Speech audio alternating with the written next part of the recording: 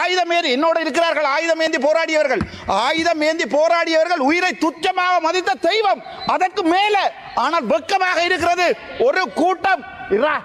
ஒரு கூட்டம் வந்து சொல்லுமாக இருந்தால் என்னுடைய தேசிய தலைவரை போராட்டவாதி என்று சொல்லுமா இருந்தா கவலையா இருக்கு.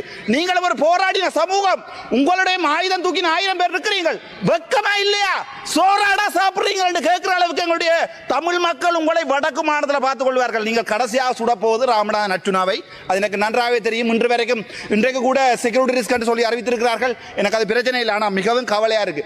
நீங்கள் யாரை குரல் இல்லாத ஒரு இனத்தை, ஒரு தமிழ் பேசுகின்ற குரல் இல்லாத இனத்தை நீங்கள் அடக்குகிறீர்கள் என்று நினைக்கும் போது மிக வெட்கமாக இருக்கிறது.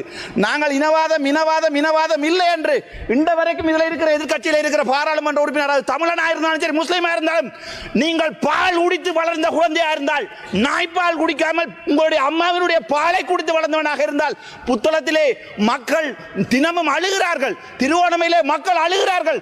நான் ஜாழ்ப்பாணத்தில் இருந்து வந்தவன், நான் ஜாழ்ப்பாணத்தை பற்றி தான் கதைக்கணும். என்றோ ஒரு நாள் நான் சகல இனத்தை பற்றி கதைப்பேன். இன்றும் என்னால் சிங்கள மண்ணில் போய் வாழ முடியும்.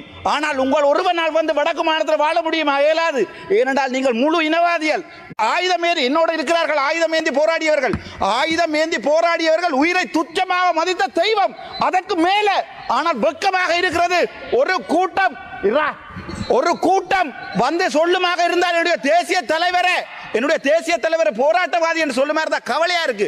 நீங்களும் ஒரு போராடின சமூகம், உங்களுடைய ஆயுதம் தூக்கின 1000 பேர் இருக்கிறீர்கள். வெட்கமா இல்லையா? சோறாடா சாப்பிடுறீங்க என்று கேட்கிற அளவுக்கு எங்களுடைய தமிழ் மக்கள் உங்களை வடக்கு மாநிலத்தில் பார்த்துக் கொள்வார்கள். நீங்கள் கடைசியாக சுடப்போவது ராமநாதன் அர்ச்சுனாவை. அது எனக்கு நன்றாகவே தெரியும். இன்றைக்கு கூட செக்யூரிட்டி ரிஸ்க் என்று சொல்லி அறிவித்திருக்கிறார்கள். எனக்கு அது பிரச்சனை இல்லை. ஆனால் மிகவும் கவலையா இருக்கு.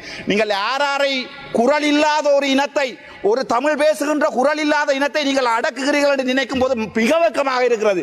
நாங்கள் இனவாதம் இல்லை என்று இந்த வரைக்கும் இதில் இருக்கிற எதிர்கட்சியில் இருக்கிற பாராளுமன்ற உறுப்பினர் தமிழனாக இருந்தாலும் சரி, முஸ்லீமா இருந்தாலும், நீங்கள் பால் குடித்து வளர்ந்த குழந்தையா இருந்தால், நாய்ப்பால் குடிக்காமல் உங்களுடைய அம்மாவினுடைய பாலை குடித்து வளர்ந்தவனாக இருந்தால், புத்தளத்திலே மக்கள் தினமும் அழுகிறார்கள், திருவோணமையிலே மக்கள் அழுகிறார்கள்.